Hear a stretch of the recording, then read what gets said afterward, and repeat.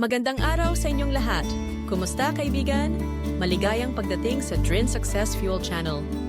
Ngayon, pag-uusapan natin ang isang napaka-interesanteng paksa, ang Law of Attraction o Batas ng Atraksyon, batay sa mga turo ng Abraham na isinulat ni Esther Hicks at Jerry Hicks. Kaya't umpisahan na natin ito at sana'y mag-enjoy kayo sa video na ito. Huwag kalimutang mag-subscribe sa aking channel para sa mas marami pang magagandang nilalaman at para ma-notify kayo sa mga susunod na uploads.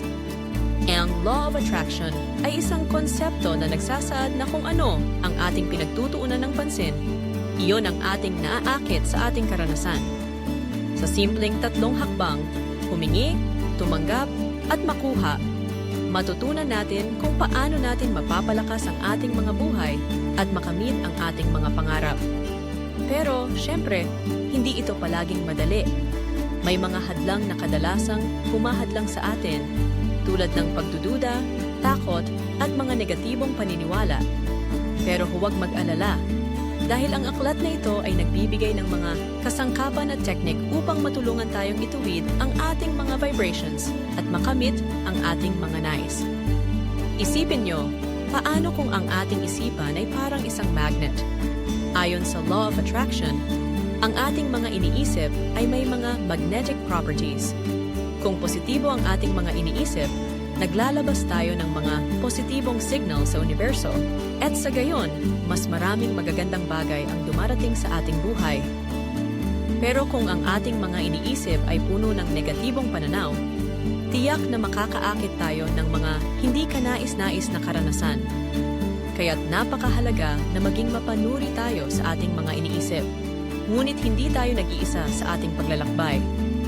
Ayon sa mga turo ni Abraham, may mas mataas na bahagi tayo, ang ating inner being o mas mataas na sarili. Ito ang bahagi natin na mas matalino at mas malawak ang pananaw.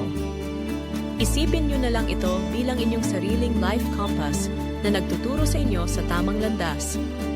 Ang ating inner being ay nandyan upang i-guide tayo at sa pamamagitan ng ating mga iniisip, nagiging mas malapit tayo sa ating mga pangarap. Ngayon, pag-usapan natin ang tungkol sa mga emosyon. Ang ating mga emosyon ay parang GPS na naggagabay sa atin. Kapag tayo ay masaya, ang ating emosyon ay nagpapakita na tayo ay nasa tamang landas. Ngunit kapag tayo ay nalulumbay o naguguluhan, maaaring kailangan nating mag-recalibrate. Tayo ay may kakayahang magbago ng ating mga iniisip at damdamin upang makuha ang ating mga nais.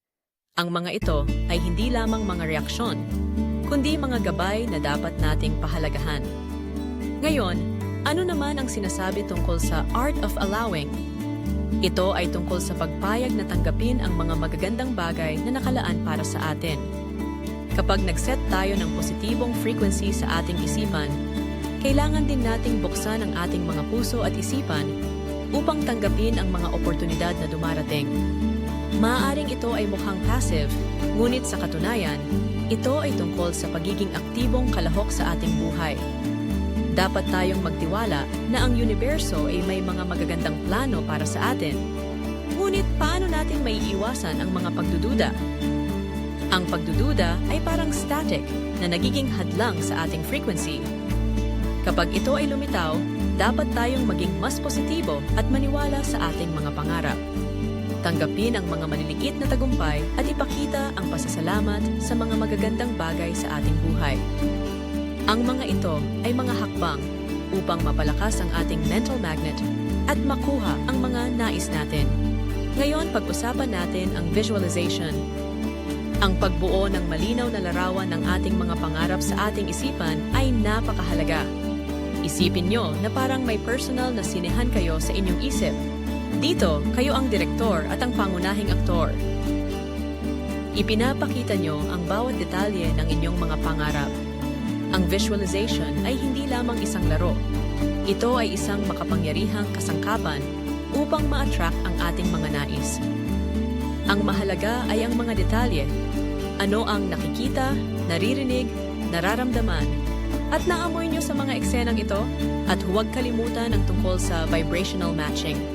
Ito ay tungkol sa pag-align ng ating mga iniisip at damdamin sa ating mga layunin. Kung ang layunin nyo ay kaligayahan, dapat tayong mag-focus sa mga bagay na nagbibigay sa atin ng kasiyahan. Isipin nyo ang isang eskultor na unti-unting hinuhubog ang luwad upang ipakita ang imahe na nasa kanyang isip. Ganito rin tayo, dapat tayong maging aktibong kalahok sa paghubog ng ating karanasan upang umayon sa ating mga pangarap. Sa kabuuan, ang Law of Attraction ay isang makapangyarihang prinsipyo na nagbibigay diin sa ating kakayahang lumikha ng ating sariling realidad. Ang ating mga iniisip, emosyon at aksyon ay lahat ng anyo ng enerhiya na umaabot sa iba't ibang frequency. Kaya't kung nais natin ng mas magandang buhay, dapat tayong maging mas maingat sa ating mga iniisip at nararamdaman. Salamat sa panonood. Huwag kalimutang mag-subscribe, mag-like at mag-share. Hanggang sa muli at sana'y makasama ko kayo sa susunod na mga video.